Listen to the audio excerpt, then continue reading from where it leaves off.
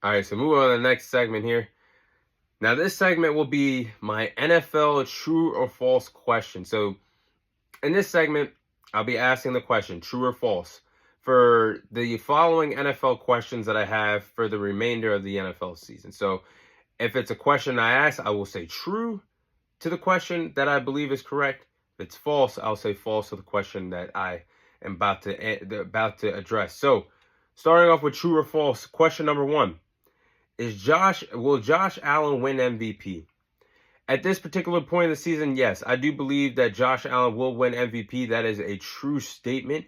And the Bills are already 10-2. They are the second best team in the AFC. Arguably, this is Josh Allen's best season. 20 passing touchdowns, 5 interceptions, 6 rushing touchdowns, has really cleaned up his passing touchdown and interception ratio. We all know that Josh Allen was a turnover machine, led the league in turnovers last season, has done a tremendous job not turning over the ball, keeping the Buffalo Bills an offense that looked like it was going to take a huge step back with Stephon Diggs, and guys like Stephon Diggs and Gabe Davis no longer in the offensive lineup.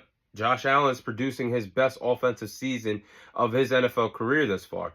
One of his, but it could be the best. But Josh Allen has a favorable schedule to close out the season and pad his stats to win MVP. I mean, he's got to play the Patriots still twice, got to play the New York Jets and the Rams. Those are some defenses that he could pick apart and pad his stats and add some wins to the win column and help his case of winning MVP. And they already won. Him and the Bills have already won the AFC East. Now, if he could go to Detroit in the next few weeks, ball out in Detroit, and have one hell of a performance against the top team in the NFC on the road, that to me has to scream MVP. The way everybody else is looking in the race, let's face it, this is a quarterback race at this point. And it's unfortunate because other skill players should be involved in the race. But we all know the MVP award is a quarterback race. So when I'm looking at the other quarterbacks of what Josh Allen's doing record-wise, stat-wise, I got to say, it's a true statement that Josh Allen will win his first MVP award. Now, this one's the next one. Now, is it time for the Baltimore Ravens to panic heading into the playoffs? True or false statement? I think that's a true statement. Now, I think it's a true statement that we might have to start panicking a little bit about this Baltimore Ravens team as they start to approach the playoffs or their quest to get to the playoffs because nothing is official for them yet. Now, the Ravens are a good team. I raved about them several times on this podcast this year. However, the final games of the season will tell us a lot about this Baltimore Ravens team and what they're truly made of, being 8-5 at this particular point of the season. Now, the Ravens have a home game against the Steelers December 21st. Then 4 days later, for Christmas, you got to go on the road to play the Houston Texans. Then you got to play a home game against the Browns to close out your season. Those two out of three teams that are going to be difficult to close out your year, that being the Steelers that you already lost to, that being the Browns that you already lost to. Anything can happen in a divisional play in football.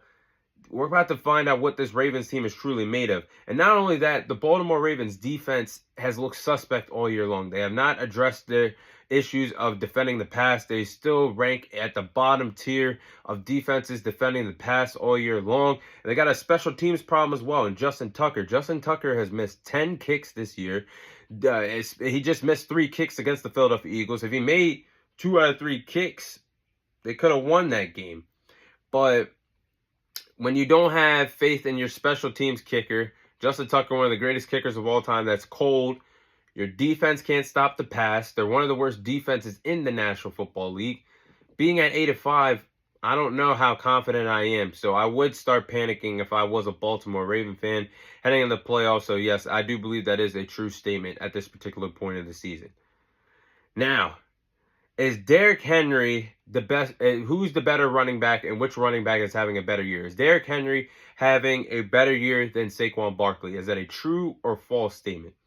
So I got to say that's a false statement. I think Saquon Barkley is slowly but surely overtaking the ranks of being the best running back in the National Football League. It was a 2-man race this year for winning Offensive Player of the Year. It still is between Saquon Barkley and Derrick Henry. But right now I got to say Saquon Barkley is the best running back in the NFL. And if it wasn't a damn quarterback MVP race, in order, the criteria only nowadays, you can only be a quarterback to win MVP. But if that wasn't the case, Saquon Barkley would be one of my picks to win MVP because it's a very close debate of who should get MVP, possibly between himself and Josh Allen, because Saquon Barkley being a X factor in the backfield for the Philadelphia Eagles, being a great second half running back, having that burst, the speed, the athleticism to go through the best line in the National Football League, that being the Philadelphia Eagles offensive line, and produce the way how he does, being the X factor in that offense, he's putting together a huge year, a monster year, and he could have the chance of possibly having a 2,000-yard season this late in the year, because Saquon Barkley leads the league in rushing yards with 1,499 rushing yards, 11 rushing touchdowns. He averages 6.1 yards per carry. I got to say that's top tier. Now, I think Saquon Barkley slowly but surely has overtaken the ranks over Derrick Henry as being the best running back in the National Football League. Now, final question here. Should Kirk Cousins be benched by Michael Penix Jr.? Is that a true or false statement? I'm going to say that's a false statement. And I do believe that it would be silly to throw Michael Penix Jr. out there this late in the season unless Kirk Cousins gets hurt. Now, I understand that a lot of Atlanta Falcons fans are getting upset of the term of events that they find themselves in right now, because they were just 6-3 at the beginning of November. Now we're at the beginning of December. They find themselves 6-6 on a 3-game losing streak. And Kirk Cousins, I know he's been playing bad, but you got to ride with the veteran guy at this late in the season that has the experience, at least, that can at least try to turn things around, because now you're in a tight NFC South race with the Tampa Bay Bucks, who is now 6-6 as well.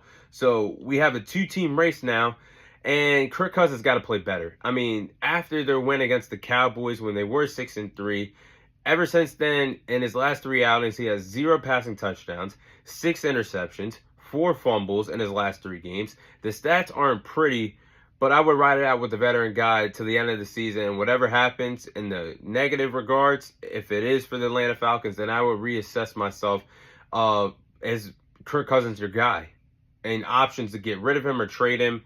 But for now, I would not. I repeat, I would not put in Michael Penix Jr.